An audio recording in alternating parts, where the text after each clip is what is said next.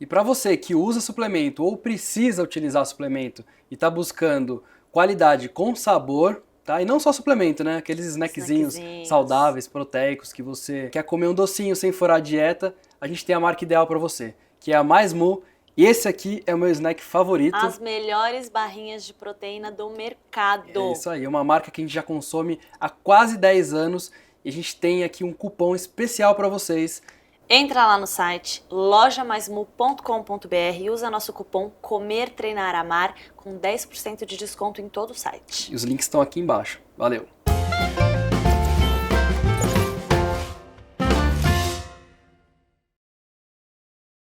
Fala pessoal, tudo bem? Mais um episódio do CTA Cast, o podcast do Comer, Treinar e Amar, onde a gente consegue trazer aqui assuntos relacionados à saúde, nutrição, esporte, qualidade de vida como um todo, um pouco mais aprofundado do que no Instagram, né, Pá? Exatamente, esse já é o nosso 5º episódio. Se você ainda não viu os outros, volta lá para ver desde o começo. Cada profissional a gente traz um assunto diferente, mas sempre relacionado à saúde e qualidade de vida.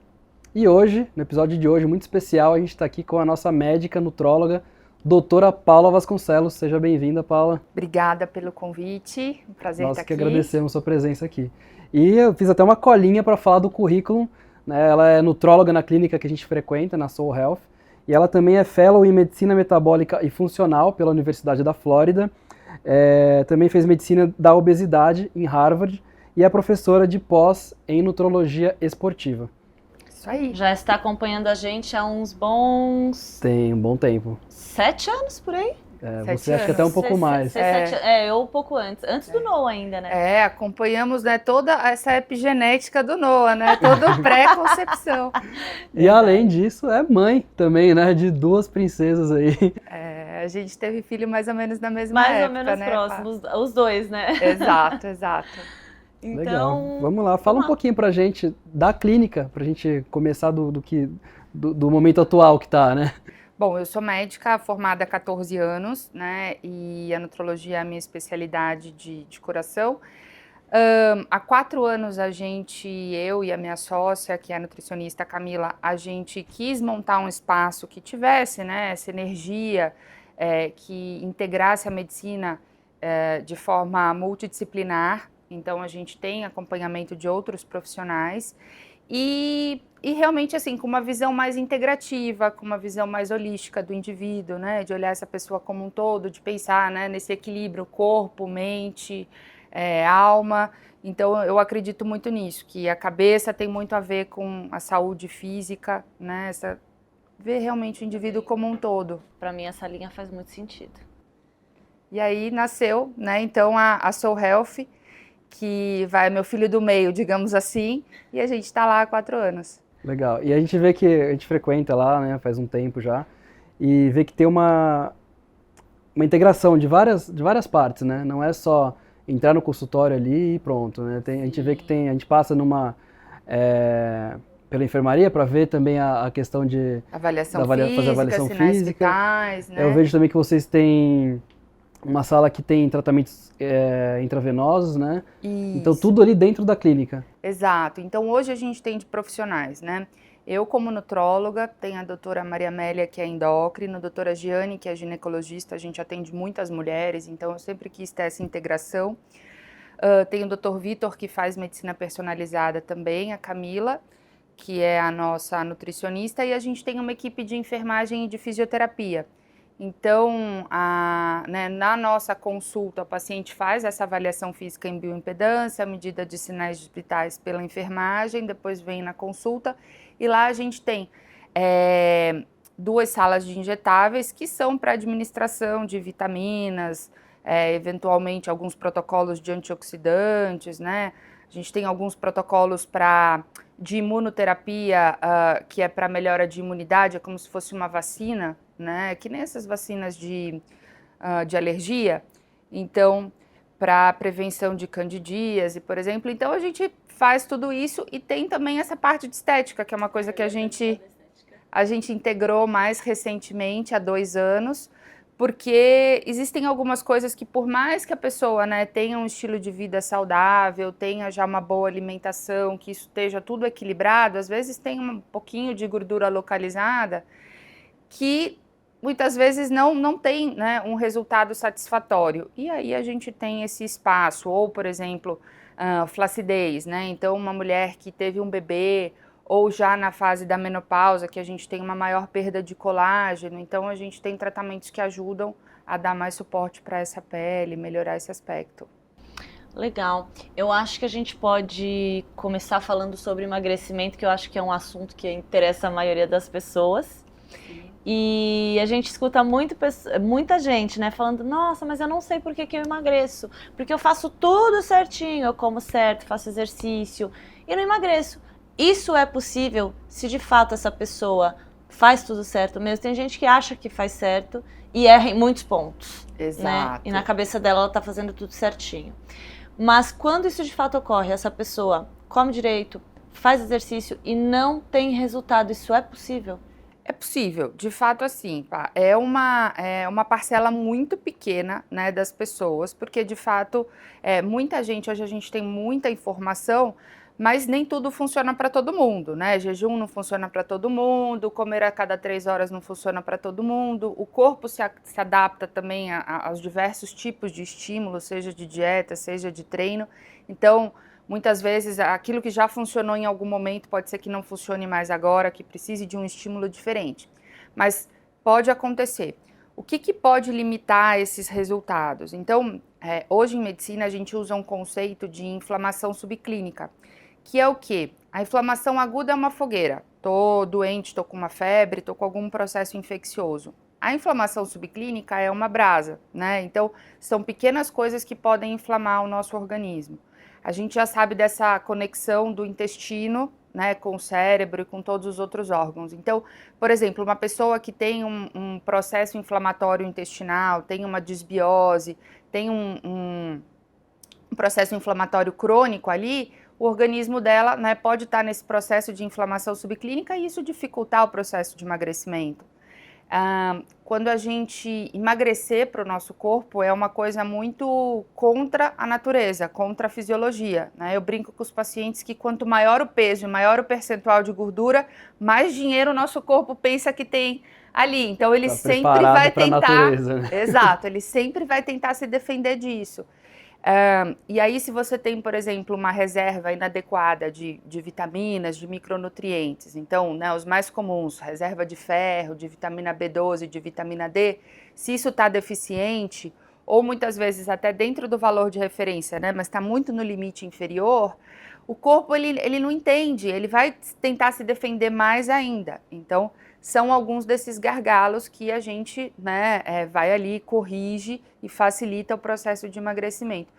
E outro é isso mesmo que eu falei, o corpo se acostuma. Então, às vezes, aquele tipo de dieta, né, o paciente sempre fez dieta low carb e perdeu peso, e agora parece que não vai. Às vezes você faz uma dieta dissociada, ou alguma dieta até com mais carboidrato e ele responde diferente, porque o corpo se adapta. É igual quando você treina e fica ali naquela zona de conforto, você vai parar de ter resultado. Você tem que estar sempre evoluindo ali de alguma forma. Exatamente. Né? E é uma coisa muito ingrata, mas a cada ano que passa, o nosso metabolismo vai ficando mais lento. Então também não adianta, né, a pessoa com 40 anos achar que vai comer a mesma coisa que ela comia quando tinha 20 e vai ter o mesmo resultado. Infelizmente não vai. Senti isso na pele agora, né? A gente tava até comentando, a gente passou recentemente lá e meu percentual de gordura tá bem alto até porque era. Né, e eu falei, pá, mas eu tô errando igual antes, assim, eu sei onde eu tô errando, mas é igual antes. Ela, você tá ficando mais velho, né? Leva isso em consideração também. E ainda nessa questão do emagrecimento, eu vejo muita gente, eu tenho amigas, né, que falam, não, eu preciso fazer um exame para ver se minha tireoide tá normal, porque às vezes a pessoa quer achar alguma coisa para não ter o resultado. Mas essa questão hormonal também influencia, né, de ter ou não resultados. Claro, com certeza. Então a tireoide é um órgão, né, uma glândula que regula todo o metabolismo do corpo. De fato, se essa glândula não está funcionando bem, a perda de peso vai ficar mais lenta. Quando a gente fala, engordei por conta do hipotiroidismo, Pode até acontecer, mas é um ganho de peso muito pequeno, tá? É um ganho de peso em torno de 5% do peso corporal, né? Em um hipotiroidismo franco. Então ninguém pode usar isso de desculpa. Não. Pode ficar mais difícil emagrecer? Pode, mas assim, engordei só por conta disso é muito pouco provável. Já a menopausa, né? A menopausa é uma fase da vida da mulher que aí sim as coisas ficam mais difíceis, né? Então eu falo que até os 30 anos a gente tá crescendo, né? As nossas células ainda estão assim, em processo de desenvolvimento. A partir dos 30 a gente começa efetivamente a envelhecer. E aí é como se cada ano que passa o nosso metabolismo ficasse 1% mais lento. Quando chega a 40, a gente sente, né? E a menopausa ali por volta dos 50 anos, a gente vai sentir mais. E essa mudança hormonal, né? Especialmente na mulher, o homem também pode ter uma andropausa, que é uma queda dos níveis de testosterona, mas é muito mais suave. Então é como se o metabolismo da mulher ele realmente desse uma travada por completo. E o do homem geralmente quando acontece é na mesma idade que da mulher? Um pouco mais tardiamente, né? Óbvio, depende, existem aspectos genéticos, né, estilo de vida que influenciam, mas normalmente é um pouco mais tardio, né? E não é tão abrupto, digamos assim, né? Esse gap não é tão intenso. E o problema da menopausa na mulher é que além do metabolismo ficar mais lento e predispor realmente ao ganho de peso, a mulher começa a ter uma mudança do padrão corporal. Então ela acelera a perda de massa muscular, né? O corpo começa a se defender tentando aumentar a gordura corporal e uma gordura na região abdominal. Então são aquelas mulheres que nunca tiveram gordura abdominal e aí, né, nessa fase aí até alguns anos antes, 2, 3 anos antes, né, o processo de transição menopausal já começa, né, fala assim, nossa, eu não tinha essa gordura e agora eu tô com muita gordura no abdômen. E assim, sem a reposição hormonal, fica muito mais difícil, né, a gente conseguir ter um bom resultado. Isso pensando assim, por que é assim, né? Pensando no estilo de vida pré-histórico, por exemplo.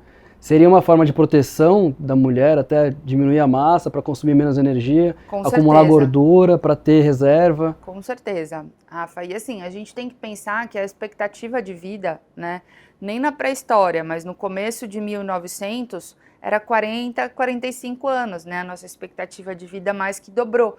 Então, quando, né, o ser humano chegava nessa idade, era isso, né? Ele já estava realmente 100% aposentado de qualquer atividade e era só estocar para poder, né, minimizar ali os gastos. Imagina que, pensando na natureza, né, ela já não vai sair para caçar, né, então precisa de menos massa muscular, já não vai ter o mesmo, né, a mesma desenvoltura para fazer aquilo. Menos gasto energético também, Exato, né? Exato, porque o músculo gasta muita caloria, né, então exatamente isso, reserva. A gente pode entrar, acho que na parte da reposição hormonal agora, já né? Que ela aproveitando falou sobre esse assunto. A menopausa, a gente pode falar sobre a questão de reposição hormonal, que acho que é um assunto que ainda é meio tabu. Sim. Porque muito a gente polêmico, né? Essa história de hormônio é sempre polêmico. Sim. Então, sobre a reposição hormonal. Quando tem indicação de reposição hormonal? Tá. Se a gente estiver falando na menopausa, né? Então essa mulher, ela acabou a vida fértil dela, né? Não menstrua mais, não cicla mais, os ovários se atrofiaram e aí a gente, né, tem normalmente a indicação de fazer essa reposição hormonal. Então a mulher, ela produz 3 hormônios principais, né? Estrogênio, progesterona e testosterona, e na menopausa vai ali praticamente parar de produzir 100% o estrogênio e a progesterona e a testo ainda produz um pouquinho pela glândula adrenal.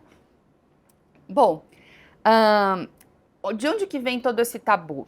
22 anos atrás, 23 anos atrás, né, nos anos 2000, saiu um estudo muito grande com mulheres fazendo reposição hormonal. E ao longo desse estudo eles interromperam porque viram, né, que a classe que estava fazendo reposição hormonal estava tendo mais câncer de mama, tá? E daí todo mundo ficou com medo de fazer reposição hormonal e ficou esse tabu. Bom, vamos para o estudo. Não houve, né, hoje a gente consegue ver todos os erros desse estudo. Não houve uma seleção de paciente. Então hoje a gente sabe que um dos principais fatores de risco para câncer é sobrepeso, obesidade. Então, eles não selecionaram essas pacientes, eles pegaram, né, dividiram o grupo, então não importa se tinha sobrepeso, se tinha obesidade, se tinha qualquer risco familiar e colocaram todo mundo ali, tá? Os hormônios que eram usados naquela época eram hormônios, né, feitos em éguas, né? Muitas das vacinas, de coisas que a gente usa são feitos, né, em animais. Então, imagina, é que nem você tomar o leite de vaca e tomar, né, o leite materno. É uma molécula desse tamanho e outra. Então, será que isso também não tem uma ação diferente no nosso organismo? Ao longo desses 20 anos, muitos conceitos foram sendo esclarecidos, então precisa ter uma seleção da paciente que vai fazer reposição hormonal. Então, se é uma paciente com obesidade, ela vai estar mais suscetível a riscos, né, pela própria ação da gordura. Então, talvez ela precise emagrecer primeiro, né, ou tentar melhorar esse processo de inflamação, subclínica, de tudo, para poder fazer a reposição hormonal. A produção dos hormônios também hoje é muito diferente. A gente tem hormônios que são considerados bioidênticos, né, ou seja, eles têm uma estrutura química molecular praticamente como a que a gente produz, né? Então, tanto de estrogênio quanto de progesterona. E aí, nesse caso, o que é bom é sobre efeitos colaterais? Você não teria tantos efeitos colaterais por eles serem muito próximos. Exatamente, né? E aí, de novo, qual que é a tabela, né, de risco? Então, assim, as mulheres, o estrogênio, ele tem uma ação protetora da parte cardiovascular. Então, as mulheres antes da menopausa, elas têm menos risco cardiovascular que os homens, tá? Quando elas entram na menopausa, esse risco cardiovascular se iguala. Então, as mulheres passam a infartar e ter AVC igual aos homens, porque o estrogênio protege. Então, a mulher que for fazer reposição hormonal, ela vai ter menos risco cardiovascular, né? Um dos efeitos da menopausa é a osteopenia e osteoporose, perda de massa óssea. Então, paciente que sofre uma fratura, sofre uma queda, ela pode ter problemas decorrentes disso. A mulher que faz a reposição hormonal, ela vai ter menos esse problema, tá? Então, assim, é o que eu falo para as pacientes, né? O risco de câncer, ele existe, tá? Independente, não são só as mulheres que fazem reposição hormonal que podem ter câncer, né? Mulheres que nunca fizeram também têm. Então, a gente... Só que aí o que eu peso? As pessoas ainda morrem mais de risco, né, de doenças cardiovasculares do que de câncer. Então, assim, a não ser que a paciente tenha alguma contraindicação pessoal, então é uma mulher que com 40 anos teve um tumor de mama, essa paciente ninguém vai, né, realmente indicar. Só 5% dos cânceres são genéticos, então a gente pensa, né, minha mãe teve, minha tia teve, por exemplo, na minha família tem 7 casos de câncer de mama em mulheres, mas a gente não tem aquela mutação do BRCA1, BRCA2, que são genes associados a isso. Mas para saber isso, vocês já todos fizeram exames? Fizemos. Então, assim, se você tem, né, um histórico desses, vale a pena fazer essa investigação para avaliar, né? Então, a mulher, ela não tem essa mutação. Mesmo que tenha um histórico familiar, ela pode fazer, tá? Então, você vai avaliar isso, né? Vai avaliar os exames. Então, por exemplo, a mamografia, às vezes é uma mama muito densa, é uma mama que tem microcalcificações que são lesões, não pré-malignas, né? Mas são lesões meio esquisitinhas. Às vezes você vai evitar nessa paciente, entendeu? Por que eu sou tão pró-reposição hormonal hoje, né? A gente falou sobre expectativa de vida. Então, hoje, as mulheres, elas têm um papel na sociedade muito diferente de 30 anos atrás já. Então, a gente tem filho, a gente trabalha, tem uma vida profissional, a gente treina. E aí, com 50 anos, a mulher está praticamente na metade da vida, né? A nossa expectativa de vida hoje, 80, 90 anos. E aí, você tira dela a qualidade de sono, porque todo mundo pensa em menopausa e pensa nos calores. Mas as principais alterações são alterações de sono, alterações de humor, libido, né? Ressecamento vaginal, que pode predispor a infecção urinária, tá? Então, assim, é uma qualidade de vida muito ruim para essa mulher. Por né? muito tempo, né? Metade da vida. Exatamente. Imagina ela viver mais 30 anos com todos esses sintomas, Exato, né? exato. E assim, melhora. Tem pacientes que ficam 10, 15 anos com sintomas, entendeu? Então, assim, você entra com remédio de sono, não vai ter a mesma ação que a progesterona, que é um hormônio, né, que tem uma ação importante no sistema nervoso central de melhorar essa questão do sono. Então, assim, eu sou 100% pró-reposição hormonal por conta de tudo isso. Eu tenho muitas pacientes nessa faixa etária. E assim, é impressionante o relato delas, né, antes da reposição hormonal e depois da reposição hormonal, é um divisor de águas. Ela fala assim, eu voltei a ser quem eu era, né, eu me reconheço de novo. Então, é por tudo isso, óbvio que nem tudo é para todo mundo, né, a gente tem que ter critérios, tem que fazer exames, mas eu acho que vale a pena pesar tudo isso.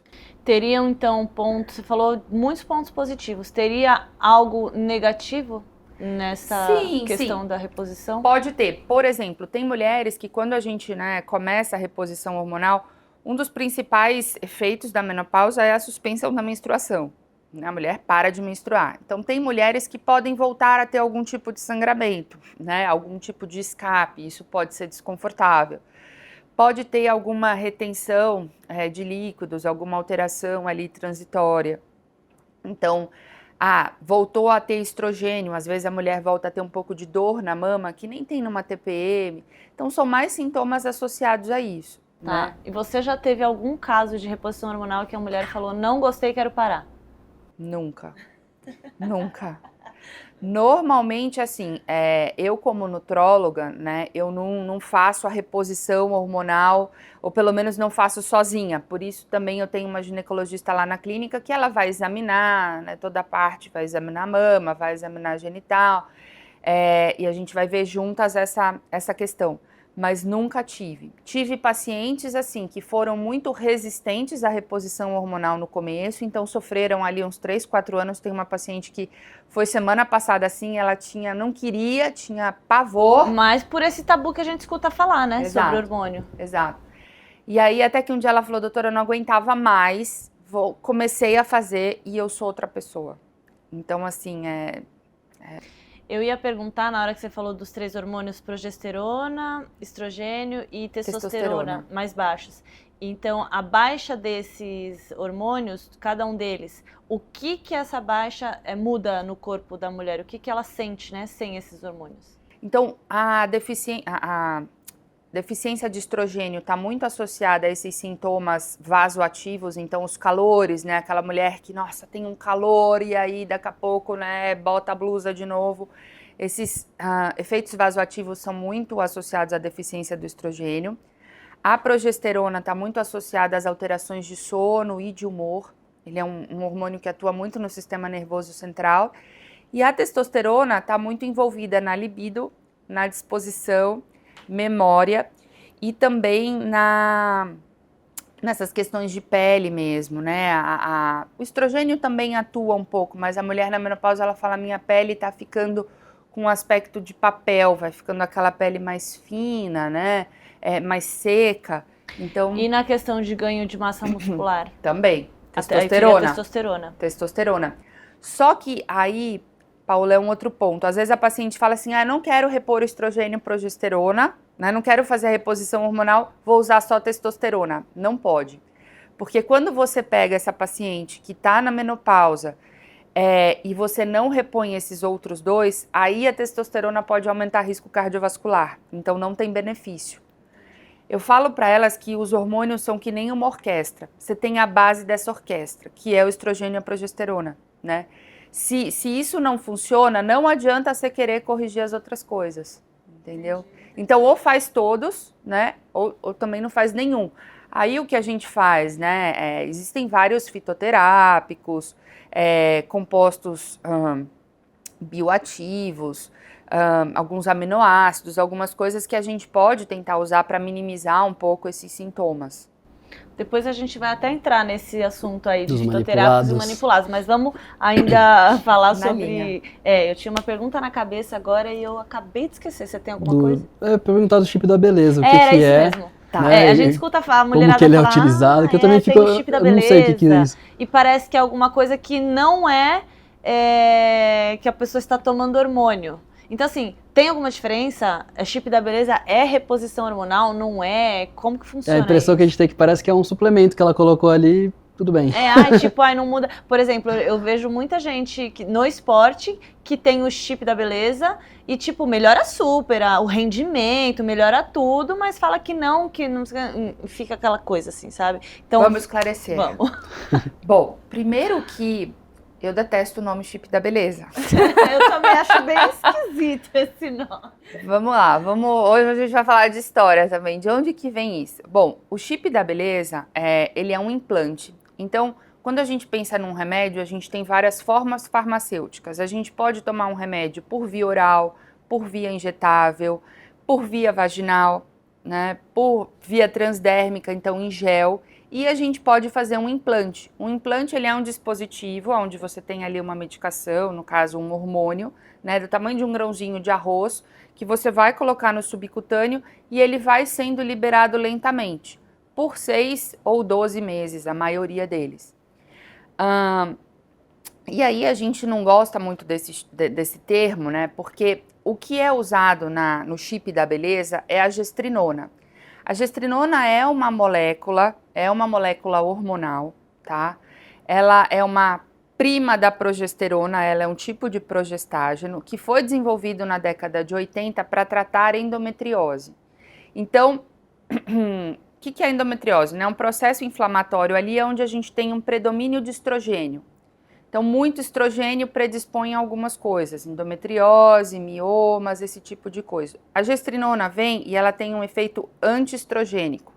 Então, ela minimiza, né, ela evita esses efeitos colaterais. Só que ela também tem um efeito de melhorar a composição corporal, ela melhora um pouco esse metabolismo de aumento de massa, de redução de gordura, tá? E por que ficou chip da beleza? A Hebe Camargo, né? Vocês são um pouco mais novos do que eu, mas vocês lembram dela, né? Lembra da Hebe.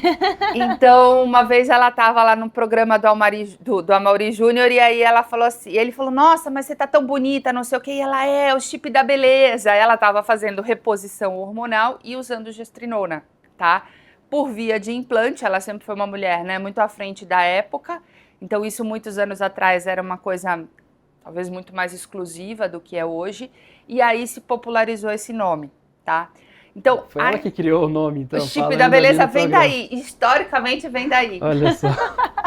Então, só que na verdade, né, não é isso. Então, a gente tem uma indicação terapêutica da gestrinona, que é para essas mulheres, né, que tem ali algum histórico, ou mesmo uma mulher que tem um ciclo com muito sangramento, com muita cólica. A indicação da gestrinona é ginecológica, não é estética, tá? Só que aí muitas vezes, né, é isso, a mulher tá ali, não quero tomar anticoncepcional oral porque vai dificultar o ganho de massa muscular, e aí o médico fala, usa a gestrinona, que já, né, em doses mais altas pode ter uma ação contraceptiva e já vai te ajudar na performance. E aí vem a história do chip da beleza. Porque a gente vê muita gente do esporte, né? Muitas mulheres do esporte. Exato, que usam isso porque aí você bloqueia a menstruação, né? Então a mulher não menstrua, ela não tem os sangramentos, ela não vai ter TPM, não vai ter cólica, quem pratica muito atividade. E não vai ter aquele assim, o período menstrual você treina mal, você não fica disposta, né? Apesar de que é bem individual isso. Tem gente que fala que na época menstrual treina super bem, tá forte, e tem gente que diz o contrário. Depende muito, né? Isso, essa individualidade, né, de receptores, de como esses hormônios se comportam. Então, assim, é um hormônio, tá? Pode ser usado, quando bem indicado, tem efeitos excelentes. Eu, pessoalmente, não gosto do uso da gestrinona nessa ação contraceptiva, né, nessa ação para bloquear, porque normalmente você precisa de uma quantidade maior de hormônio que está mais associado a efeitos colaterais, que são os mesmos, né, de efeitos de testosterona, né, os efeitos androgênicos, acne, queda de cabelo, aumento de pelos, pode ter retenção de líquido, porque é um hormônio anabólico. Tá, então, mesmo se você usa em quantidades mínimas, você ainda tem esse risco desses efeitos colaterais? O risco você pode ter, porque hoje, quando a gente fala em medicina, né, cada vez mais esse aspecto individual é a questão de receptores. Então, por exemplo, eu posso ter uma irmã gêmea e mesma altura, mesmo peso, tudo igual, e ela ter metade dos receptores que eu tenho. Então, ela vai ter mais efeito colateral do que eu, entendeu? Então, assim, não é só a dose, né? E por isso que a medicina é tão interessante, mas ao mesmo tempo é tão difícil, porque incerta, né? você não consegue ter uma correlação. Mas normalmente você tem ali algumas estimativas. Como curiosidade, né? Eu tenho endometriose, eu fiz uma cirurgia grande de endometriose em 2016, antes de eu engravidar das meninas. E aí eu fiquei sem contraceptivo até a Luísa, depois até a minha segunda filha eu coloquei um DIU hormonal, porque realmente toda vez que eu menstruo eu tenho ciclos muito intensos, com muita cólica, com muitos efeitos. E aí depois que a minha segunda filha nasceu, né, que agora eu não quero mais ter filhos, eu coloquei um implante de gestrinona, tá? Então, a dose para o meu peso, se eu quisesse, né, ter todos esses efeitos contraceptivos e de composição corporal, seriam 6 implantes, tá? E eu coloquei um só. Então, assim, mesmo assim eu consegui bloquear minha menstruação, né, por 4 meses, não por 6 meses, que, né, seria o tempo total do implante, mas que para mim funcionou super bem, porque eu não tive nenhum tipo de efeito colateral.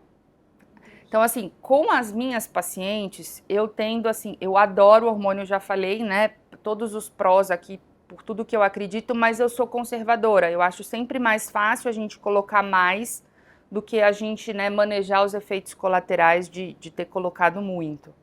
Colocar menos, então menos Exato, hormônio, colocar menos. o mínimo para não ter Exato. que lidar com os efeitos colaterais Exato. depois, porque com o mínimo você já tem algum É sempre mais fácil você sempre tem a opção de pôr mais, né? Não funcionou com um, começa eu ponho com o mais. mínimo Né? e vai ajustando depois. Exato.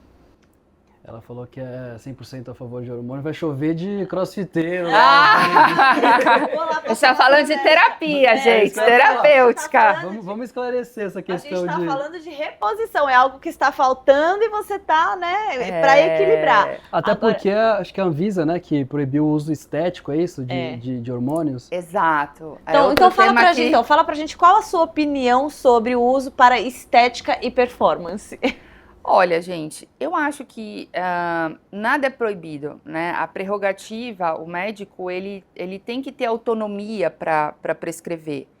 E assim, quando a gente fala dos hormônios anabolizantes, nunca houve uma legislação que permitia o uso para estética. Nunca teve.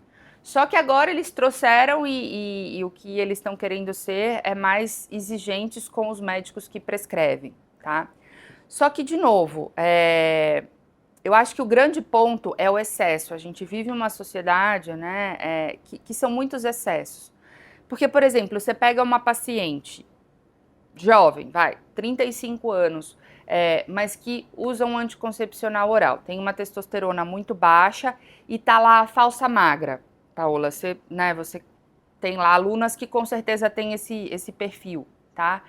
Ela é praticamente sarcopênica, né? Ela tem muito pouca massa muscular. E tem pessoas que têm mais dificuldade, né? Mesmo você cuidando dessa base da pirâmide, que é alimentação, treino, sono, né? E o mínimo ali, tem pessoas que vão ter mais dificuldade. Será que você não pode usar um pouco de hormônio para melhorar essa massa muscular e amanhã ou depois, quando essa mulher entrar na menopausa, ela já vai entrar de uma forma diferente? Entendeu? Eu sou a favor. Só que o que eu falo, o beabá tem que estar organizado, né? Não adianta você querer ir para o topo da pirâmide se você está, né, pisando num terreno falso. Você tem que organizar a base. Então, não dorme. Não tem como, né? O hormônio não é para quem quer, é para quem merece. Então, você tá ali, eu não sou contra, porque, de novo, aí eu gosto muito de história, tá? Quando a gente vai para a história da cirurgia plástica, né, a cirurgia plástica no pós-guerra, quando ela começou, ela era totalmente reparadora. E aí, na década de 70, que alguns cirurgiões plásticos começaram a fazer cirurgia estética, eles eram os vilões, era errado você fazer aquilo, né? Por estética. Por estética. Gente, qual que é o problema? Se o conceito de saúde não é o bem-estar físico, mental, emocional, social, isso é um conceito da Organização Mundial da Saúde. Se a pessoa se olha no espelho e ela não está feliz, você não pode promover saúde para ela? Por quê? Através de uma mudança estética, né? Exato. Existe um risco? Existe, o paciente vai assumir o risco, né? O risco existe até a gente atravessar a rua. Então, assim, a pessoa, eu acho que o paciente ele tem que estar bem informado sobre os riscos, seja de uma cirurgia, seja do uso de hormônios, mas se aquilo faz sentido, né? Se existe um contexto, uma indicação, muitas vezes até terapêutica de benefício, por que não, tá? Aí falando, né, um pouco da minha prática clínica, a maioria dos meus pacientes estão nessa faixa aí de 40, 50 anos, mas eu tenho umas vozinhas lá de 80, tem uma paciente de 92 anos, e elas usam nandrolona, Decadurabolin, né, que a galera aí, né, adora. Maromba. Por quê? Elas têm uma sarcopenia, são mulheres que não fizeram reposição hormonal. Provavelmente também não tiveram uma vida ativa para ganhar massa muscular, né? Você sabe que uma delas, Paola, foi bailarina profissional. Só que o que aconteceu? Pelo desgaste, ela teve que colocar prótese no quadril. E aí, imagina a dificuldade de ganhar massa muscular com essa prótese. E o hormônio, né, a gente faz a cada 3 meses, uma dose bem controlada. Ele dá autonomia, ele dá funcionalidade. Então, de novo, eu acho que medicina não existe nunca, sabe? Não existe esses extremos, assim. A gente tem que avaliar individualmente, né?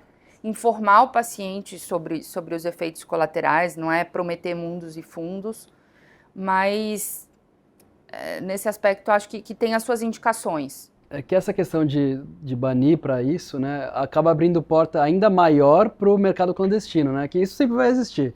Mas você tira o paciente que está tendo acompanhamento médico, fazendo todos os exames certinho, fazendo o protocolo correto, e coloca ele no mercado clandestino que não vai ter acompanhamento nenhum e vai estar correndo sérios riscos de saúde, né? Por estar por esse caminho.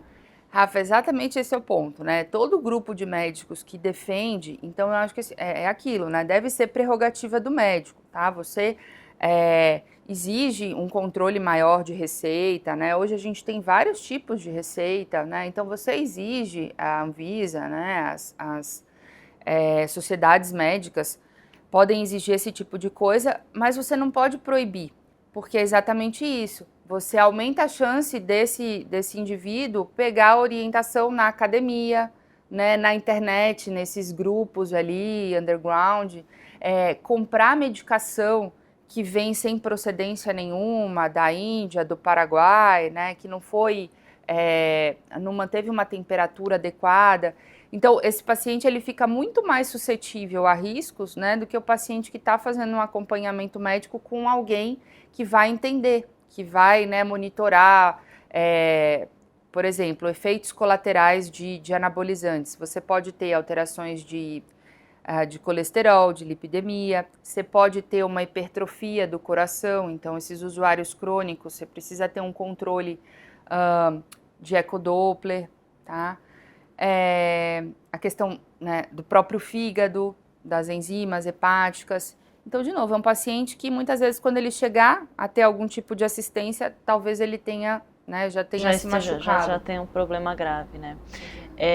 Mas então com essa restrição da Anvisa, os médicos não conseguem prescrever se for estética só? Na verdade, assim, na prática não mudou nada. O que tem acontecido é um controle maior das receitas, tá? Então você isso, precisa... de certa forma, é ótimo. É ótimo, exatamente, né? Então você precisa informar o CID, você precisa informar o CPF, né, do médico prescritor, além dos dados do paciente, mas na prática, efetivamente, a gente não, pelo menos por enquanto, não teve nenhum tipo de mudança na prescrição. E é muito difícil, né, acontecer.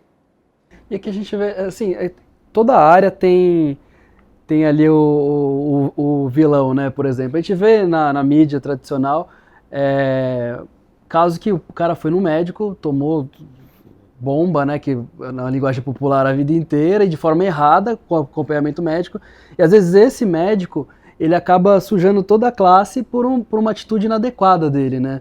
Eu acho que isso é a minoria, né, por mais que seja a minoria, acaba sujando, isso em qualquer área, né, acho que vale ressaltar esse ponto também. Às vezes aquela coisa que é muito ruim sai na mídia e acaba que parece que todos fazem isso. Exato, exato. Você coloca num balaio de gato, né, que todo tipo de prescrição é igual, e não é. Exatamente. Agora, eu até ia voltar, a gente estava falando sobre emagrecimento antes da questão da reposição hormonal.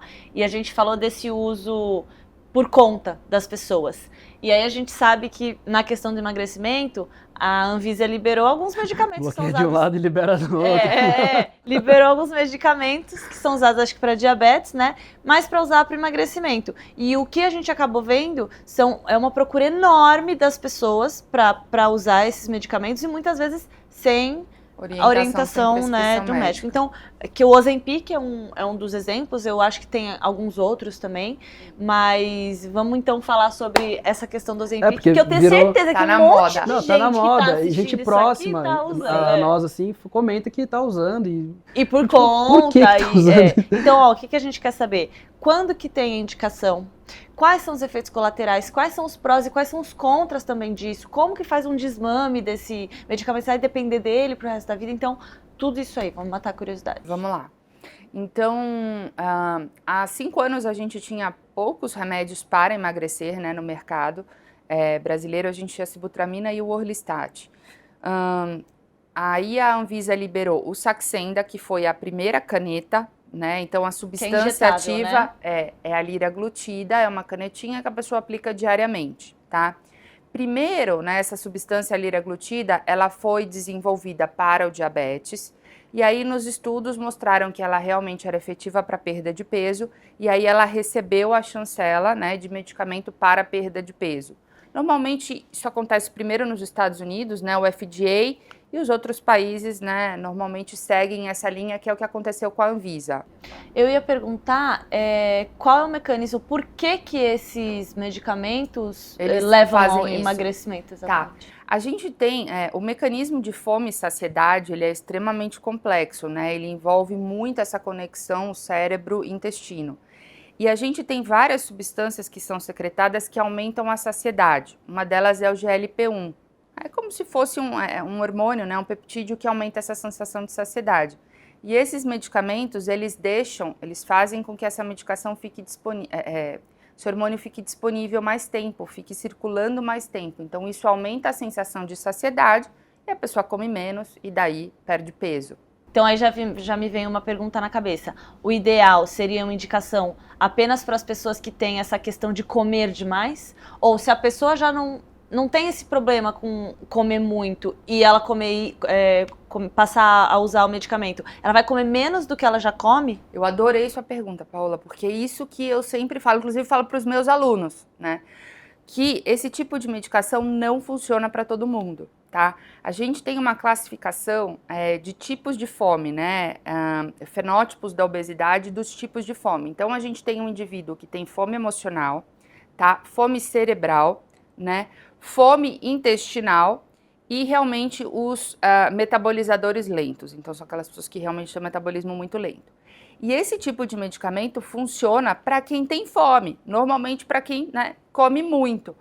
Para os pacientes que comem pouco, né, ou que beliscam, normalmente eles até podem piorar um pouco a alimentação, porque a pessoa não vai ter fome para comer o que ela deveria comer no processo de reeducação alimentar. Ela vai comer pouco.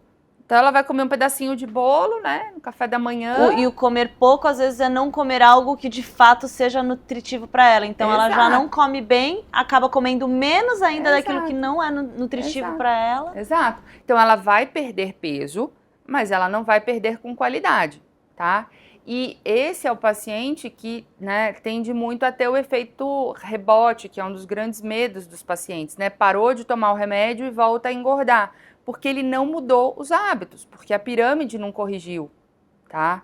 Então, eu como nutróloga, eu adoro, né, toda essa parte da medicina mais individualizada, integrativa, mas eu prescrevo, eu tenho pacientes obesos, eu tenho pacientes que se beneficiam desse tipo de medicação, mas você tem que ter uma boa indicação, né?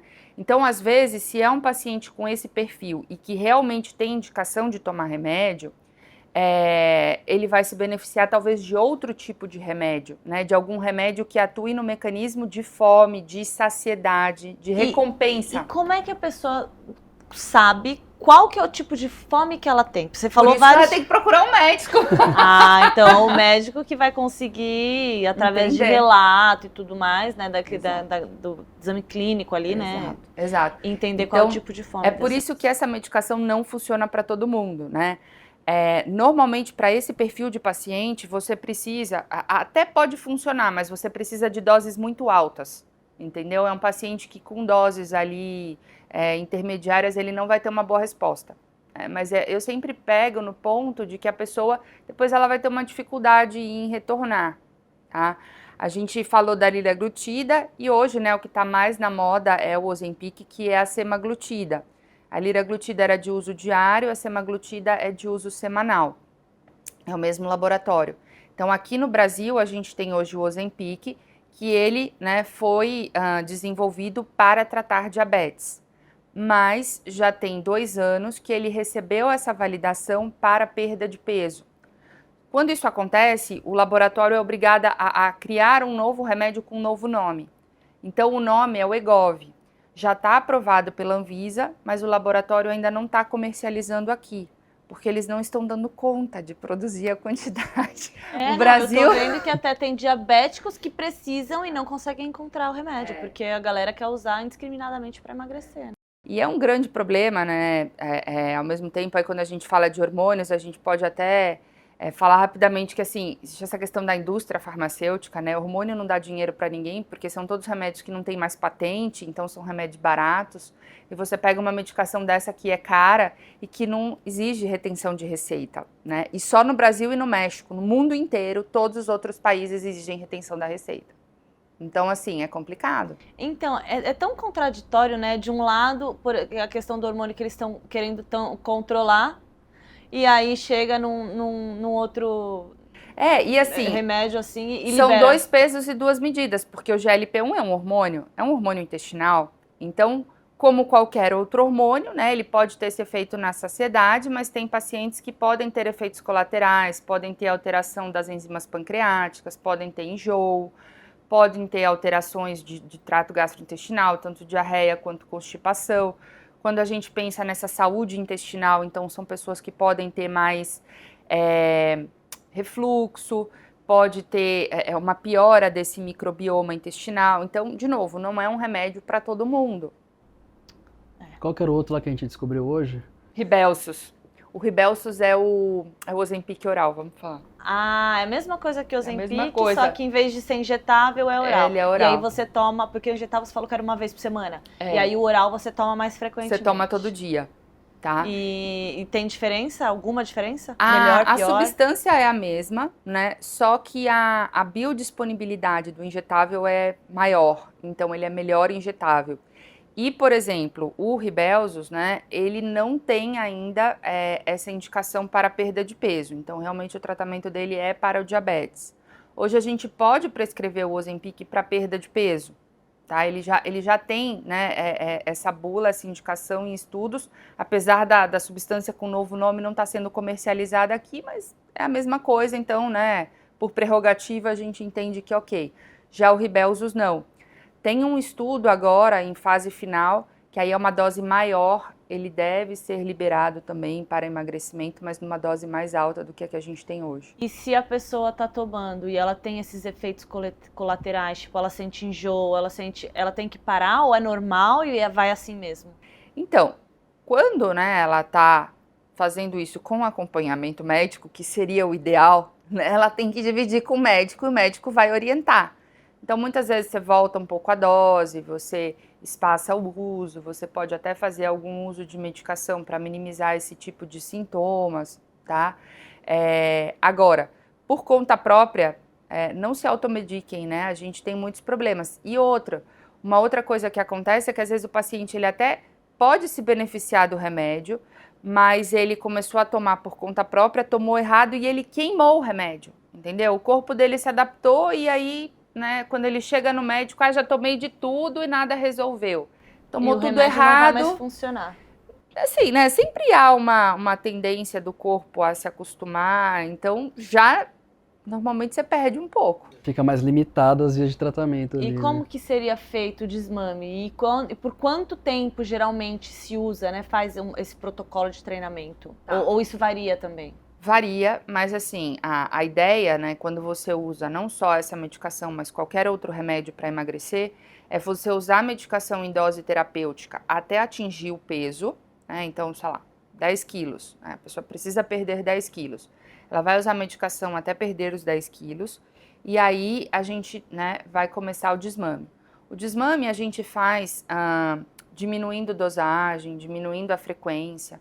No caso do Ozempic, às vezes a gente espaça o uso, tá? Então, usado uma vez por semana, a gente passa a usar a cada 10 dias, né? Então, vai variar um pouco da medicação. Lembrando que, quando a gente fala de obesidade, a obesidade é uma doença crônica, extremamente complexa, né? Que sofre aí uma influência desse sistema neuroendócrino muito intrincado. Então, o indivíduo obeso, ele tem uma desregulação, ele tem uma chance de ganhar peso muito maior do que um indivíduo que nunca foi obeso.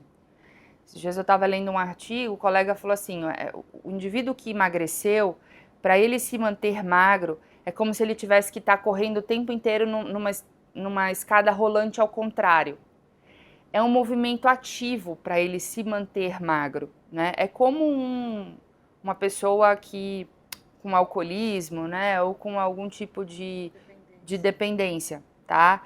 É um dia por vez. Então, esse paciente, muitas vezes, ele vai precisar do uso de medicação cronicamente, tá? E aí ele vai tomar esse remédio para sempre, né, enquanto o remédio fizer efeito para ele, futuramente mudar. Vou dar um exemplo, eu tenho um paciente que acompanhou comigo quase 10 anos atrás, ainda quando eu trabalhava na AMIL, no plano de saúde, ele pesava 170 quilos, ele tem pavor de fazer cirurgia bariátrica, a gente conseguiu estabilizar em 120 com medicação. Ele quis parar a medicação, parou, ele ficou 3 anos bem e aí ele voltou a engordar. Ano passado ele me procurou com 205 quilos. Meu Deus. Tá?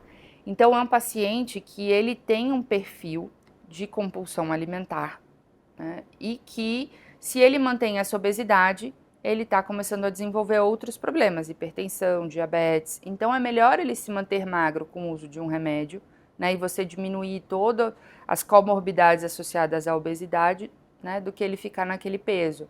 E agora ele está com 130, tá? Então já perdeu mais de 70 quilos, que é assim um resultado fantástico, né? Mas é um paciente que vai... de você. Saiu 70 e o poucos. Rafa. Meu Deus, Caramba. gente.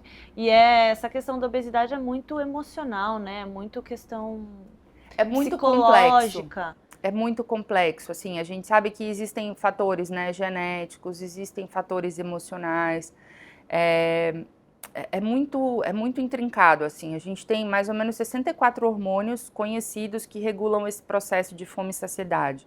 Toda vez que a gente começa a emagrecer, o corpo trava, né, todos de saciedade e começa a aumentar a expressão daqueles, né, que aumentam fome. Mesma coisa do metabolismo basal. O metabolismo basal fica mais lento. Você faz calorimetria, né, no paciente antes de emagrecer e depois que emagreceu, reduz. Então, assim, é muito... É uma luta. Entendendo que ele está perdendo as reservas e ele precisa economizar. Tá né? gastando dinheiro, precisa economizar. A gente está falando dessas questões hormonais. Agora vamos vir para nossa realidade aqui, que a gente toma diariamente manipulados, né, fitoterápicos e tudo mais. Eu lembro a primeira vez que chegou em casa, quando eu morava com os meus pais, ainda minha mãe olhou aquilo e falou: meu Deus, você tá tomando bomba, que é esse tanto de coisa aí? E eu acho que também é um tabu, né, que a gente quando você fala pode falar aqui para para tentar quebrar. não, eu tomo manipulado, todo mundo já acha que é bomba, que tem coisa ali, né? E o que tem nesses manipulados, né? O que a natureza dispõe, o que a química, a medicina consegue colocar ali sem ser essa parte hormonal, né? Que é o que a maioria acha que é. Sim. Bom, então a gente tem muitos medicamentos que são produzidos pela indústria farmacêutica e aí a gente vai na farmácia e compra, tá? Normalmente a gente manipula aqueles ativos que não tem, né, que não são produzidos pela farmácia, que são principalmente fitoterápicos. Fitoterápicos são ativos, né, de plantas, Existem laboratórios, né, farmacêuticos que pegam aquela planta, por exemplo, Citrus aurantium, é um ativo que é extraído da casca da laranja e que tem uma ação na queima de gordura, por exemplo, abdominal. Então, eles vão extrair ali, né, essa substância ativa e vão colocar numa padronização, vai para a farmácia de manipulação. Então, lá a gente consegue usar fitoterápicos, aminoácidos. Então, por exemplo, esses aminoácidos que tem num pré-treino. Você não quer comprar um pré-treino pronto que tem um monte de cafeína, né? A gente consegue individualizar. Eu acho que a grande vantagem da manipulação é a individualização do tratamento.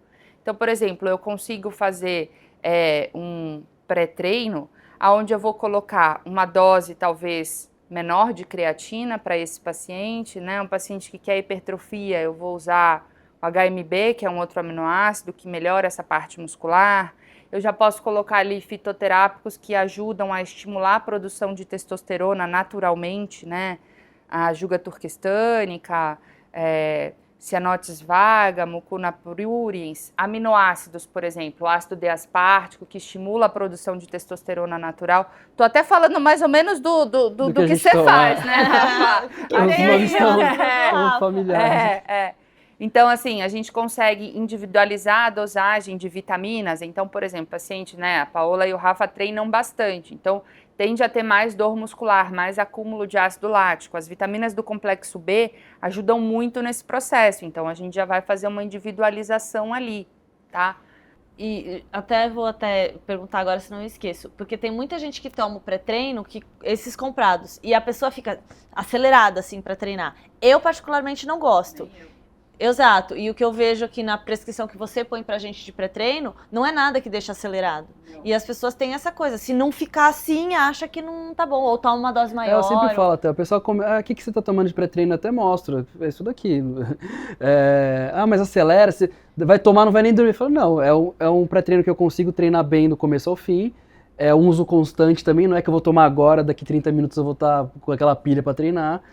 E é engraçado acho que diferença, né? Esse conceito para as pessoas de que, tipo, o que é melhor para você treinar? Porque o que vai te trazer resultado do seu treino que você está buscando? É você ficar pilhado e acelerado? Ou você ter coisas ali que vão te ajudar metabolicamente, na construção?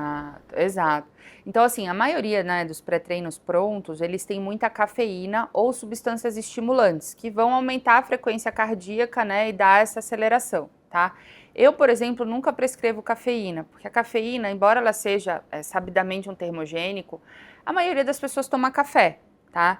E a gente tem uma forte adaptação à cafeína. Então, se você começar a tomar todo dia também, né, especialmente no pré-treino, cada vez você precisa de doses maiores. Então, até oriento, né, os pacientes, assim, né, aqueles que precisam desse tipo de estímulo, de tentar não tomar o café todo dia, né? Um dia tomar café, um dia tomar mais chá, para você tentar não desensibilizar os receptores. Para o corpo não acostumar. Exato. E aí, falando ainda de pré-treino, né, a gente pode usar aminoácidos que aumentam a força e explosão muscular, que você aumenta a vasodilatação, por exemplo, óxido nítrico, arginina, PQO2, que vão evitar a fadiga, por exemplo, a beta-alanina, né, que dá ela pode dar aquela sensação de formigamento, mas ela vai evitar a fadiga, o magnésio vai evitar a fadiga. Então é isso, você vai conseguir treinar a creatina, né, fantástica. A gente consegue manter uma boa qualidade de treino, você vai cansar menos, vai ficar menos dolorido, mas você não precisa estar, né, desesperado. Porque às vezes você até perde foco ali de tão, Exato. né, que Exato. você tá. Tem pacientes que gostam, mas aí também tem outras substâncias e você usa numa dose menor, né? Não tem benefício nenhum de ficar nesse... E além disso tem a questão dos adoçantes, de corante. Eu vi um esses dias que trouxeram aqui, parecia um cosmos o negócio ali, brilhante, com brilho, com duas cores do céu. Que é isso que eu tô... Exato, um monte de coisa que vai inflamar o intestino, né? Então, assim, a questão dos manipulados é isso, é a gente individualizar, né? Tem pacientes que, por exemplo, falando de vitamina D, tem uma dificuldade maior de absorver vitamina D. A gente consegue, no manipulado, colocar uma dose maior, colocar coisas que melhorem a absorção da vitamina D, então outras vitaminas. Eu devo ser uma dessas, porque a minha vitamina D tá sempre baixa. Difícil ela chegar lá nos 40, difícil ficar nos 40, tá sempre baixa. A gente tá sempre aqui, né? Repondo. Existe realmente essas questões, né? Os receptores ali, essa questão individual. E aí, a minha pergunta, então, é, a pessoa que toma um manipulado, ela não faz as coisas certas. Ah, não come direito, treina, mas também não come tão bem, mas ela faz questão do manipulado. Essa pessoa, ela vai ver alguma diferença? Ela sente, vai fazer algum efeito? Não. Possivelmente não, porque nem os remédios, né, de farmácia, né, nenhum remédio para emagrecer, se a pessoa não está fazendo as coisas direito, ela pode até ter algum resultado, mas vai ser um resultado frustro. Então, manipulado é aquela cerejinha do bolo. Exato. Tem não uma adianta pirâmide. Gastar rios de dinheiro ali se você não faz o base, na base da pirâmide, né? Exato. Tem uma pirâmide que eu coloco em algumas aulas para os meus alunos, que é isso: alimentação, treino, sono, descanso, né? Aqui em cima a gente tem a suplementação, e aí os manipulados entram na suplementação. Eu colocaria aqui em cima talvez algum tratamento estético para alguma pessoa que tem alguma questão ali específica. Né? Eu tenho várias. Gente... A gente sempre tem, né? Eu poderia entrar aí nos tratamentos estéticos. Ai, gente. Mas, tô brincando, tô bem satisfeita, gente. Mas a gente sempre tem o que arrumar, né? Sim. Não tem jeito. Vamos para uma pergunta básica, legal, acho que todo mundo tem essa dúvida, de qual é a diferença, o que diferencia o trabalho do nutrólogo para um nutricionista? Tá. Então, a nutrologia ela é uma especialidade médica, né? Então, o médico fez lá a faculdade de medicina e fez uma especialização em nutrologia. A gente vai avaliar realmente os macros, micronutrientes dentro da saúde desse indivíduo, mas eu trabalho de forma interdisciplinar com a nutricionista, então eu vou ver a parte médica, digamos assim, o que for de exames laboratoriais, prescrição de medicamentos ou de vitaminas em doses terapêuticas, tá? E o nutricionista a gente vai atuar em conjunto, ele vai efetivamente montar o plano alimentar. Existe na legislação, os nutrólogos podem prescrever, né, dieta, não vou entrar nesse mérito. Eu acho que acabam ficando consultas muito longas e acho que os nutricionistas fazem isso muito melhor do que os médicos, porque eles fazem uma faculdade, né, de 4 ou 5 anos só para aprender a fazer isso. E ninguém é bom em tudo, então, de novo, não tem como eu estar sempre atualizada em medicamento, né, em todas as mudanças hormonais, em todos esses guidelines e ainda, né, tá sabendo todos os suplementos novos. Então, outro dia alguém me falou que o nutrólogo e o nutricionista é o psiquiatra e o psicólogo, tá? Eu acho que talvez fique mais fácil, porque é mais ou menos isso, né? O nutrólogo, basicamente, ele pode prescrever remédios, tá? E a gente acaba ficando, né, numa ação mais terapêutica mesmo. E, inclusive, na questão dos manipulados, eu sei que os nutricionistas, eles também podem prescrever, né, alguns manipulados. Aí acho que o que muda seria a dose e talvez alguns ativos. Sim. Que o médico em si tem autorização para prescrever tais coisas e o nutricionista fica mais restrito nessa questão, né? Exatamente, é exatamente isso. Então, tem alguns ativos, né, que são considerados, que não são considerados medicamentos, então o nutricionista pode prescrever, tá? E só que normalmente tem um limite de dose. Uma vitamina D. O nutricionista pode. Só que ele pode prescrever dentro do RDA, né? Que é aquela quantidade que o corpo absorve por dia, entendeu? Tá, então o que muda é a quantidade. Exato. Então, por exemplo, o que o nutricionista poderia prescrever seria como o que você compra pronto, né? Um polivitamínico pronto. Eu não vou entrar no mérito do que é certo e que é errado, a gente só está falando de legislação. E aí, por exemplo, se eu quero fazer uma alta dose de vitamina D, né, isso é exclusivo da prescrição médica. Legal, acho que ficou clara essa diferença. E aí, agora mudando de novo de assunto, eu queria que a gente falasse um pouquinho sobre exames laboratoriais, interpretação de exames laboratoriais. A gente já faz acompanhamento há bastante tempo, então a gente vê certa diferença de muitos anos atrás para agora em relação a quantidade, por exemplo, quantidade de vitamina D que você tem. Antes era uma coisa, agora é outra. Então, eu vejo que houve algumas mudanças nessa leitura, né, de exame, e até essa questão de você não ver algo isoladamente. Acho que mudou um pouco de você, tem uma coisa aqui, mas você vai olhar outras coisas para saber o porquê daquilo. Então, falar um pouquinho sobre isso, que acho que é interessante. Tá, então os exames laboratoriais são uma forma, né, da gente entender um pouco melhor esses micronutrientes, de como está o metabolismo desse indivíduo. Como curiosidade, como é que é avaliado, como é que é calculado ali, de onde que vem, por exemplo, né, um valor de referência da glicemia, tá? Então, ele é baseado numa curva de Gauss, onde 97% da população, 95% da população tem aqueles valores de referência, aquilo é considerado normal, tá? Então, a glicemia aí a gente considera, né, até 99, tá? Então, 95% das pessoas têm valores ali entre 70 e 99.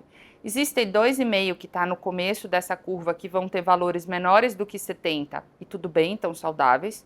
E tem pessoas que vão estar aqui acima de 99 e que tudo bem, estão saudáveis. Só que, né, o valor ele é avaliado, né, aquele valor que vem lá na referência do laboratório, ele vem baseado nisso. Eventualmente a população ela vai mudando com o passar do tempo, né? Então esses valores podem ir mudando e os laboratórios vão mudando também esse valor de referência. Só que daí é o que eu falo, né? 95% da população está saudável, se alimenta bem, tem um bom peso, tem um bom estilo de vida? Não, né? Ontem eu estava atualizando uma aula, hoje a gente tem 56% de pessoas no Brasil com excesso de peso. Então, né, desses 95 aqui, né, mais da metade está com excesso de peso. Será que esses valores estão bons? Com esses valores, os valores dentro né, da valor, referência. Exato. E ainda assim essas pessoas estão com sobrepeso. Com sobrepeso. Então, é todo mundo saudável? Não. Então, por que não adianta fazer exame e olhar no Google? Né? Por que é bom ir no médico? Porque, de novo, a gente vai avaliar aquilo ali. Existem valores ótimos. Então, tudo que for bom, né, pro organismo, para um paciente que quer perder peso ou que quer melhorar a performance, ele precisa ter uma boa reserva dessas vitaminas. Então, não adianta né, vitamina B12, que varia de 300 a 900, não adianta estar em 300, né? Ela tem que estar aqui acima de 500, por quê? Ela está envolvida em todo o metabolismo muscular, então, todo o processo de oxidação de gordura. Se ele tiver pouco, não vai funcionar bem, né? Você tem um carro que tá lá com os pneus careca, né, o óleo vencido e botou gasolina batizada. Ele não vai andar igual o outro, né, que tá calibradinho, que tá tudo certinho. Ele não vai estar perto lá do alto da referência, ele vai estar lá perto. Exato. Então é o aluno que passa na média 5, né, e o aluno que tirou 9 e 10. Você vai ter aproveitamentos diferentes. Então o nosso objetivo dentro da avaliação, né, é entender que esses valores, eles seguem essa curva e que isso vai mudando conforme as pessoas vão mudando, né? Então, a vitamina D, ela mudou porque as pessoas estão com níveis mais baixos, né? Só que, de novo, não é normal a pessoa estar com nível baixo, porque a vitamina D tem outras funções, tem função na imunidade, na disposição, na melhora do metabolismo. Então, a gente vai querer num nível ótimo. Entendi. Tem algo que mudou radicalmente, assim, de anos para cá, a parte de interpretação mesmo? De valores e tudo mais? Então, uma coisa que houve muita crítica foi a vitamina D, né? Há um tempo atrás, a vitamina D, o valor de referência era de 30 a 100, né? E nos últimos 6 anos, eles baixaram a referência para 20. Mas não porque 20 seja o ideal, né? Inclusive vem escrito embaixo, né? O ideal é você manter acima de 30, mas porque 95% da população está com deficiência de vitamina D, né? Então é um contrassenso, né? Então o valor de referência ele segue essa linha, mas você tem os guidelines. Então, por exemplo, existe uma estratificação de risco cardiovascular. De acordo com essa estratificação de risco cardiovascular, você vai querer os valores de colesterol em determinados valores, né? Então aí cabe ao médico, né, tá a par de tudo isso, entender a população que ele atende e buscar esses níveis ali. Essa questão do colesterol também é engraçado, porque às vezes a gente vê lá um colesterol, que eles falam, o colesterol ruim tá alto, e aí não adianta olhar só ele. Não. Você tem que olhar o outro porque eles têm que estar em equilíbrio. Exatamente. E aí, às vezes, olha um colesterol total. Não Você tem vê um valor. colesterol total e ele tá super alto, isso quer dizer alguma coisa? Não, colesterol total não quer dizer nada. A gente tem que avaliar as referências. E você pode ter um colesterol total alto às custas de um HDL, que é o colesterol bom alto, né? E o ideal aí é a gente ter uma referência de 2 do LDL para 1 de HDL. Então, se você tiver 120 de LDL, que tá um pouco acima da referência, mas você tem 60 do HDL, tá ok. Né? Tá equilibrado. E aí você vai ter um colesterol total mais alto, tá? Então, porque aí você soma, o colesterol total é a soma dos dois. exato. Só que, na verdade, o que a gente tem que avaliar é sempre o equilíbrio entre eles. Na verdade, no colesterol total tem ainda o VLDL, que está muito associado ao triglicérides, né? Um outro tipo de gordura. Então, você tem que avaliar, né, os exames como um todo. Então, isso é uma outra coisa. Às vezes o paciente faz o exame, ele vai dar um Google e sozinho não quer dizer nada, né?